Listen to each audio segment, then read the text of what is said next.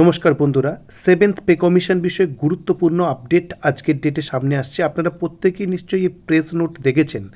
এর দুটি গুরুত্বপূর্ণ দিক আপনাদের সামনে তুলে ধরবো আজকের ভিডিওতে, যেটি অবশ্যই আপনার সেভেন্থ পে কমিশনের মাধ্যমে যে আপনার যে ইন্টারেস্ট তার সঙ্গে ডেফিনেটলি কানেক্টেড।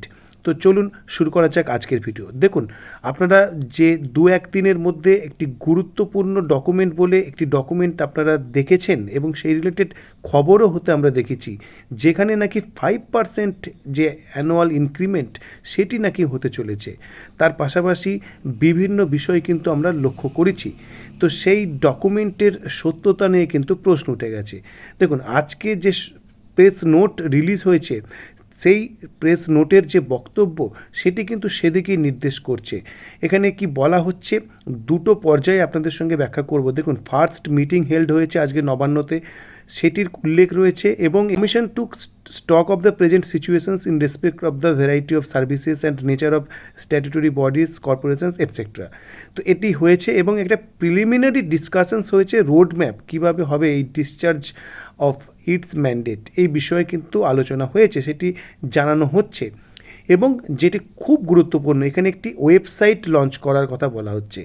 না হলে কিন্তু এই মিসলিডিং ইনফরমেশনে কিন্তু অনেকেই একেবারে মিসলিডেড হবেন, এবং সেই জন্যে কিন্তু একটি ওয়েবসাইট ডেডিকেটেড এই পারপাসে কিন্তু লঞ্চ করার কথা জানানো হচ্ছে।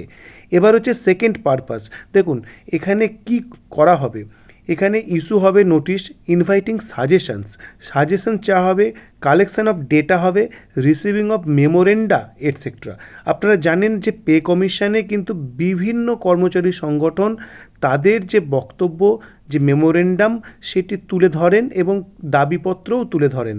এবং আমরা বিগত যে পে কমিশন, সেখানে আমরা ফিজিক্যাল মোডে এই ঘটনা ঘটতে দেখেছি। অর্থাৎ সেখানে কিন্তু একবারে শুনানি করার মতো করে সেখানে বিভিন্ন কর্মচারী সংগঠন সেগুলি জমা দিয়েছেন এবং বক্তব্য তুলে ধরেছেন।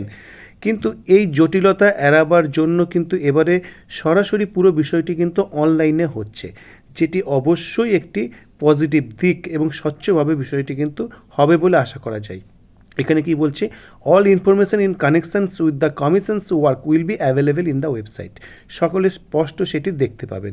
এবার দেখুন, যে বিষয়টি দিয়ে শুরু করেছিলাম video, it has come to the notice of the commission that an unauthorised document containing various baseless misleading and unverified informations regarding the recommendations of the commissions. দেখুন, এখনও রিকমেন্ডেশনের কোনো বিষয় কিন্তু আসেইনি।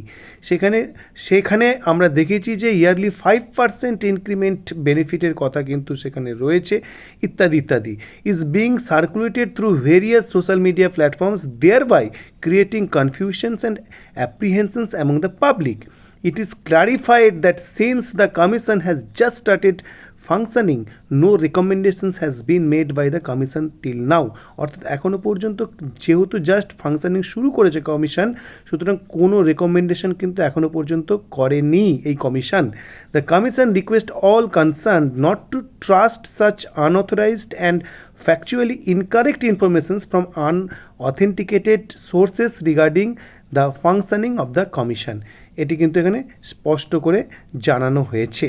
মূলত দুটি বিষয়, একটি ওয়েবসাইট লঞ্চ হচ্ছে, যেখানে বিভিন্ন সংগঠন তাদের দাবিপত্র তুলে ধরতে পারবেন এবং কর্মকাণ্ড কী হচ্ছে তার স্পষ্ট আপডেট কিন্তু সবাই দেখতে পাবেন, এবং সেখানে অথেন্টিক ইনফরমেশনই প্রোভাইড করা হবে যাতে এই ধরনের কনফিউশন না তৈরি হয়। তো এই ছিল পে কমিশন সম্পর্কিত আজকের আপডেট। ভিডিওটি ইনফরমেটিভ মনে হয় তাহলে অবশ্যই শেয়ার করুন। ধন্যবাদ।